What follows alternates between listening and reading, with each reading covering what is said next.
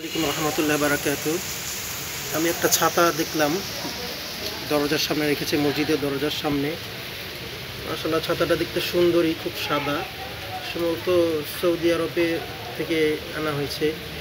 ছাতাটা সুন্দর হলে কিন্তু একটা জিনিস অসুন্দর লাগলো, সেটা হচ্ছে কি আপনার দেখাই। এই দেখেন, ছাতার মধ্যে কাবা শরীফের ছবি দেওয়া হয়েছে। জানি এই ছবিটা দেওয়া কতটা যুক্তিগত, কারণ এই যে ছাতাটা মাটিতে ফেলে রেখেছে, পা লাগতে পারে, আর জুতার সাথেও, জুতার বক্সের পাশেও রাখতে পারে ছাতা। তো আমি আশা করি এই সমস্ত জিনিস যাতে কেউ না করে। সৌদি আরব গভর্নমেন্টের উচিত সব কিছুর মধ্যে যাতে ইসলামকে না টেনে আনে, ইসলামকে যাতে মক্কা মদিনার ছবি বা বিসমিল্লাহির রহমানির লেখা এগুলো যাতে কেউ না করে। এই যে দেখুন, একটা ছাতার মধ্যে মক্কা শরীফের ছবি। জানি না এটা কতটুকু বোধগম্য হয়েছে, কারণ ছাতা যেখানে সেখানে রেখে দিতেই পারে মানুষ, কবে সবার বুদ্ধি হবে জানি না। ছাতাটা কার জানি না আমি। ছাতাটা এখানে পামোসার এখানে গেটের সামনে রেখে দিয়েছি মসজিদে।